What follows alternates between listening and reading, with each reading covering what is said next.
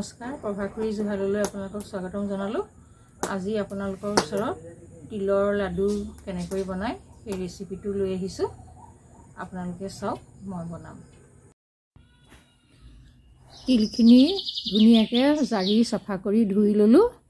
ধুই পখালি লৈ দুদিনৰ মূৰত ধুনীয়াকৈ শুকালে এয়া জৰজৰীয়া হৈছে আৰু পুৰা শুকালে এতিয়া বনাব পৰা উপযোগী হৈ গ'ল।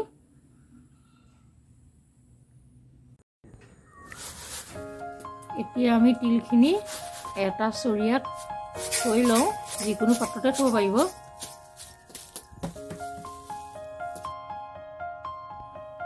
এতিয়া আমি কেৰাহী এখন জুইত পাতি ল'ম।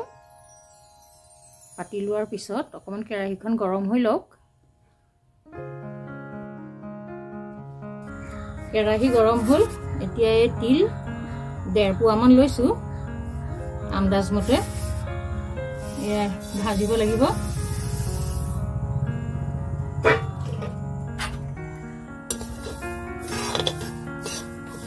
ঘন ঘনকৈ ভাজিব লাগিব। জুইখিনি অলপমান কমাই দিব লাগিব, নহ'লে দেই যাব।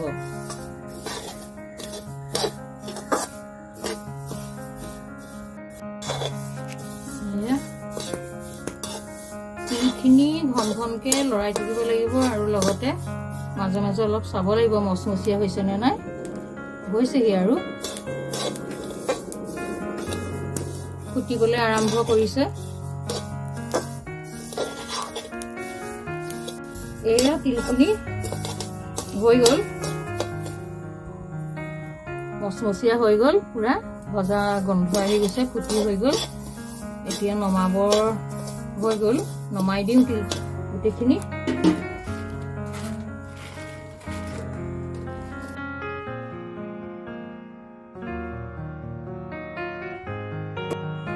এতিয়া গৰম হৈ আছে তিলখিনি, অকণমান ঠাণ্ডা হওক। ঠাণ্ডা হোৱাৰ পিছত তিলখিনি খুন্দি আনিব লাগিব। পুৰা খুন্দিব নালাগে, আধা খুন্দিলেই হৈ গ'ল।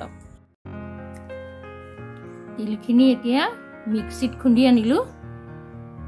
মই আধা খুন্দা কৰিছোঁ, কিন্তু কিছুমানে পুৰা খুন্দিও খাব পাৰে। নিজৰ মানে ৰুচি অনুযায়ী খাব পাৰে আৰু বনাই। এতিয়া লাড়ু বনাবলৈ আৰম্ভ কৰিম।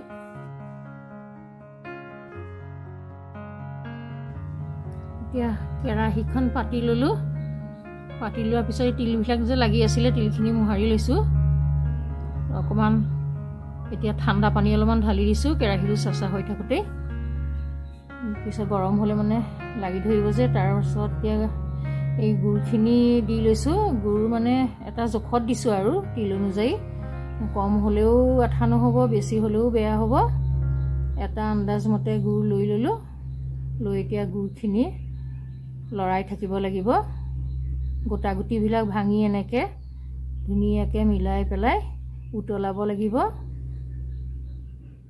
এয়া উতলি অলপমান ফেন উঠিব অলপ পিছত। তাৰপৰা এটা আন্দাজ মতে গুড়খিনি নমাব লাগিব তিলখিনি ঢালি। এনেকৈ ঘন ঘনকৈ লৰাই থাকিব লাগিব গুড়খিনি। উতল আহিছে আৰু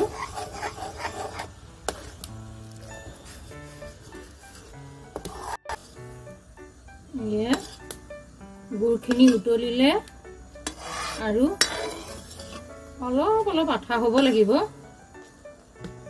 বেছিকৈ উতলালে, বেছি আঠা হ'লে লাড়ুটো বহুত টান হয় খাবলৈ। সেইকাৰণে এটা জোখত নমাই দিব লাগিব। এয়া বৰ্তমান হোৱা নাই, হ'বহি আৰু।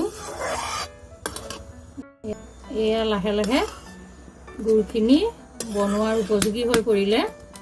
এতিয়া খৰিকেইডাল লাহেকৈ আঁতৰাই আনো।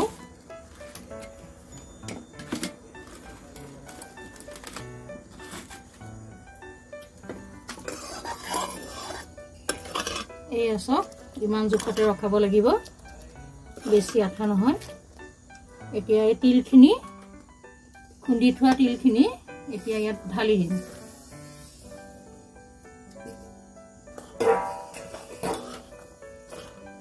ঢালি দি কেৰাহীটো নমাই দি ল'ব লাগিব, নহ'লে জুইত থাকিলে দেই যাব।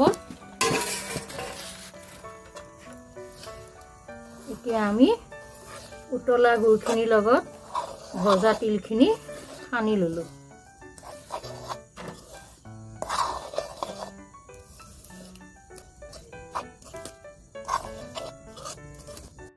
এতিয়া এখিনি এটা ঠাণ্ডা পাত্ৰত ঢালি লব লাগিব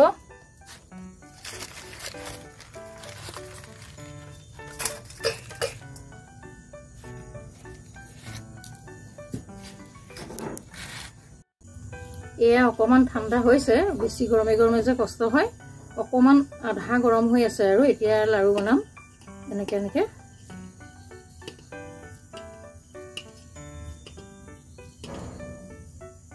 হাতটো তিয়াই ল'ব লাগিব এয়া ঠাণ্ডা পানী অলপমান আনিছো মই হাতটো তিয়াবৰ কাৰণে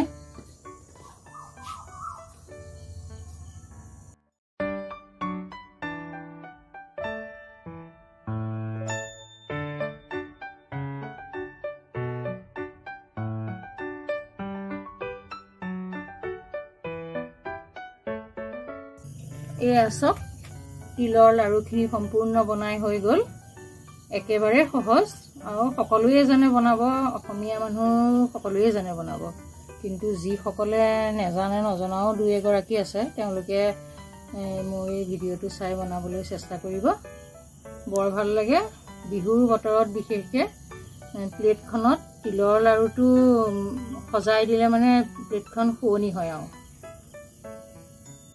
আজি আপোনালোকে মোৰ ভিডিঅ'টো চাই ভাল পালে যদি লাইক কমেন্ট শ্বেয়াৰ কৰিব আৰু মোৰ চেনেলটো সাবস্ক্ৰাইব কৰিব ধন্যবাদ